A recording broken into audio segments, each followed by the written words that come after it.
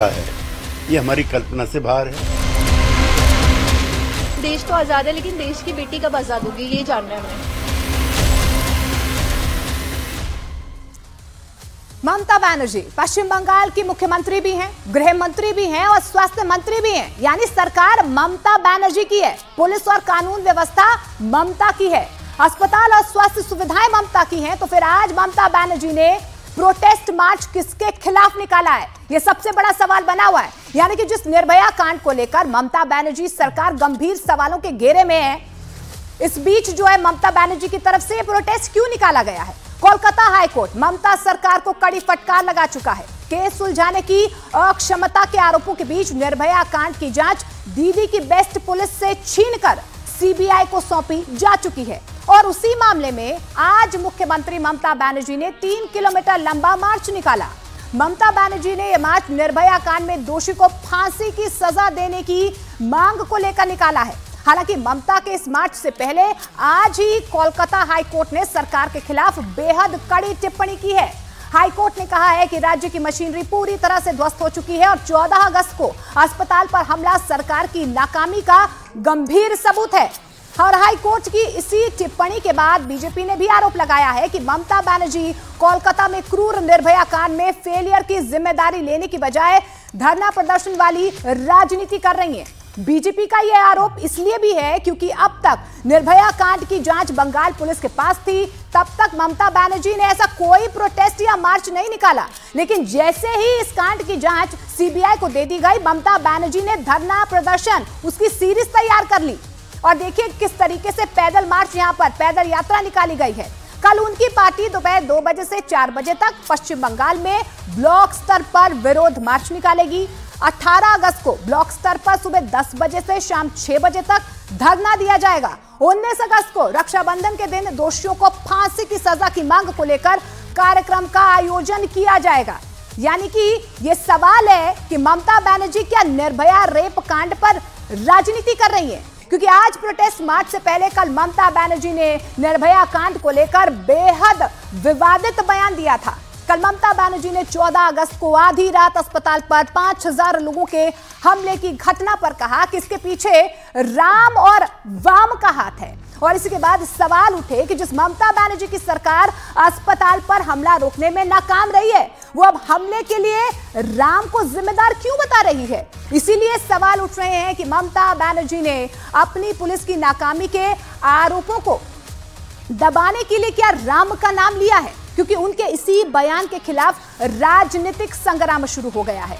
BJP ने कहा कि ममता का यह बयान उनकी भगवान राम के प्रति नफरत को दिखाता है। इसके अलावा बीजेपी ने ममता को चैलेंज किया है कि अस्पताल में हिंसा की जिस घटना को लेकर उन्होंने राम पर आरोप लगाए हैं, उसमें वो साबित करके दिखाए कि अस्पताल में घुसे उपद्रवी किस पार्टी के थे। অশান্তি করতে চান বাম এবং রাম, তারা একত্রিত হয়ে এই গন্ডগোলটা করেছে।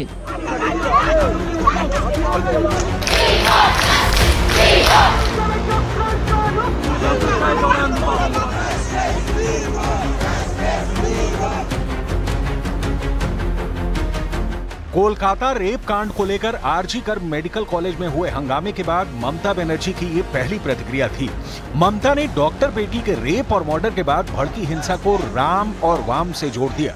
ममता बनर्जी का कहना है कि मेडिकल कॉलेज में जो हिंसा हुई उसके पीछे बीजेपी और लेफ्ट जैसी पार्टियों की राजनीतिक साजिश थी। ममता के इस बयान के बाद बीजेपी ने उन पर तीखा प्रहार किया। केंद्रीय मंत्री गिरिराज सिंह ने कहा कि ममता बनर्जी ने भगवान राम के लिए अपशब्दों का प्रयोग किया है, जो बर्दाश्त नहीं किया जा सकता। उन्होंने कहा कि बंगाल में अन्याय रूपी रावण, ताड़का और शूर्पणखा का वध होना तय है। वहीं संत समाज ने भी ममता के इस बयान पर नाराजगी जताई है। ছাত্র ছাত্রীদের কোনো দোষ দিচ্ছি না, বহিরাগত কিছু রাজনৈতিক লোক যারা বাংলায় অশান্তি করতে চান, বাম এবং রাম, তারা একত্রিত হয়ে এই গন্ডগোলটা করেছে। আমার সবচেয়ে খারাপ লাগছে কি জানেন, बंगाल में अन्याय रूपी रावण, ताड़का, सुपनेखा का वध होना तय है। राम सद्भाव के प्रतीक हैं। आप माटी और मानुष भूल चुकी है। ममता बनर्जी ने बंगाल में हुई जिस हिंसा को बीजेपी और लेफ्ट से जोड़ा, जिसके लिए वो भगवान राम के नाम को भी विवादों में डालने से पीछे नहीं हटी, उस हिंसा को लेकर अब वो खुद सवालों में हैं, क्योंकि विपक्षी पार्टियां खुलकर ये आरोप लगा रही हैं कि आरजी मेडिकल कॉलेज में तोड़फोड़ करने वाले टीएमसी के गुंडे थे। ममता बनर्जी अपने सियासी फायदे के लिए आरोपियों और पुलिस के गठजोड़ पर पर्दा डालने की कोशिश कर रही हैं। मैं दोबारा कहती हूँ, तेरा रेप मेरा रेप की पॉलिटिक्स को बंद करें ममता दी। क्या अब लड़की के बलात्कार के लिए, उसके इंसाफ के लिए हिंदुस्तान की जनता तभी आवाज उठाएगी उस लड़की की और उस प्रदेश की पॉलिटिक्स को देखकर? और अगर ममता जी को लेफ्ट विंग से इतनी ही परेशानी है तो वो इंडिया अलायंस छोड़ दें। शुरू से जो एक नियत और नीति रही है छिपाने की, बचाने की, वही नियत और नीति ममता जी की इस बयान में स्पष्ट रूप में दिख रहा है कि शुरू से जो एक नियत और नीति रही है छिपाने की, बचाने की, वही नियत और नीति ममता जी की इस बयान में स्पष्ट रूप में दिख रहा है। उसके लिए कार्रवाई होनी चाहिए। और ममता बनर्जी जी खुद मुख्यमंत्री, महिला मुख्यमंत्री हैं। आप उनसे उम्मीद नहीं करोगे कि वो तो करेंगी कार्रवाई, लेकिन भारतीय जनता पार्टी के लोग राजनीति न करें। ये भारतीय जनता पार्टी के लोग हैं। बहुत कड़े शब्दों में आलोचना करता हूँ। ममता बनर्जी जी की सरकार नाम की कोई चीज़ वहाँ पर बची नहीं है। जिस प्रकार से महिला चिकित्सक के साथ घटना हुई है वो पूरे देश को शर्मसार करने वाली है और पश्चिम बंगाल की सरकार तो हर मोर्चे पर नाकाम।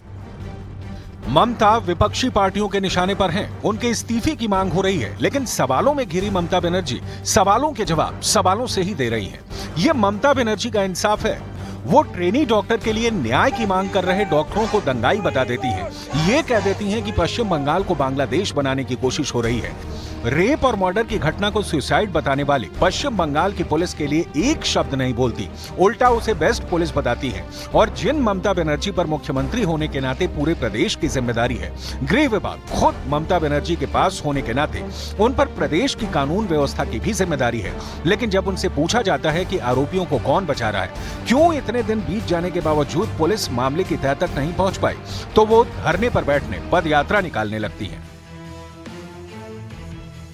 बड़ी बात यह है कि कोलकाता में ट्रेनी डॉक्टर के साथ हैवानियत को लेकर अब देश भर से आवाजें उठ रही हैं।